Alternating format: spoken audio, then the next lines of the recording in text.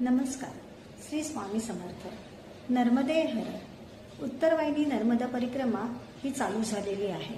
ही परिक्रमा चैत्र महिन्यामध्ये करतात. यावर्षी 19 मार्चला म्हणजेच गुढीपाडव्यापासून ही परिक्रमा चालू झालेली आहे. हिंदू धर्मामध्ये नर्मदा नदीचं हे अनन्य महत्त्व आहे. ही नदी कशी उगम पावली याची सुद्धा एक कथा आहे.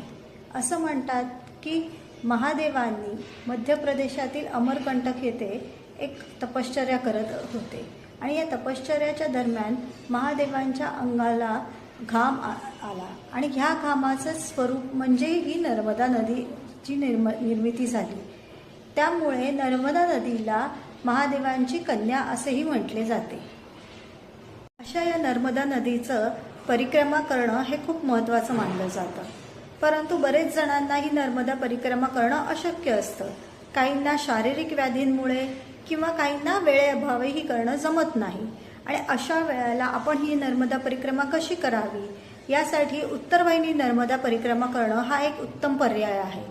उत्तरवाहिनी नर्मदा परिक्रमा आयुष्यामध्ये 3 वेळा केलेल्या असल्यास आपल्याला संपूर्ण नर्मदा परिक्रमा केलेल्याचं फळ मिळतं असं म्हणतात. नर्मदा परिक्रमा ही मुख्यतः चैत्र महिन्यात केली जाते. यावर्षी 19 मार्चला म्हणजेच गुढीपाडव्यापासून ही परिक्रमा करायला सुरुवात झालेली आहे. नदी ही मध्य प्रदेशातील अमरकंटक येथे उगम पावते. ती पूर्वेकडून तिचा प्रवास पश्चिमेकडे येत असतो. या प्रवासात ती मध्य प्रदेश, त्यानंतर महाराष्ट्र आणि गुजरात मार्गे ती समुद्राला मिळते.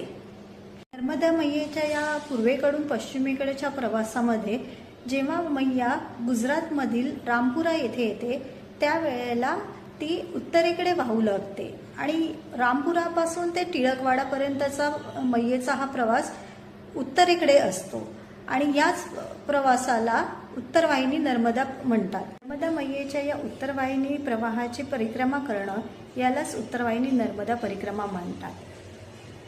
उत्तरवाहिनी नर्मदा परिक्रमा मुंबईहून 2 दिवसामध्ये कशी करायची याचा पूर्ण तपशील मी तुम्हाला माझ्या पुढच्या ब्लॉगमध्ये देते. 2 दिवसामध्ये मुंबईहून उत्तरवाहिनी नर्मदा परिक्रमा करायची आहे आणि या कार्यक्रमामधला पहिला दिवस हा आपला स्टॅच्यू ऑफ युनिटीची व्हिजिट असणार आहे. तर दुसऱ्या दिवशी आपण मैयेची उत्तरवाहिनी परिक्रमा करणार आहोत. या परिक्रमेचा पूर्ण तपशील तसेच स्टॅच्यू ऑफ युनिटीची पूर्ण कशी व्हिजिट करायची याविषयीची संपूर्ण माहिती ही माझ्या पुढच्या ब्लॉग्समध्ये असेल. तोपर्यंत नर्मदे हर.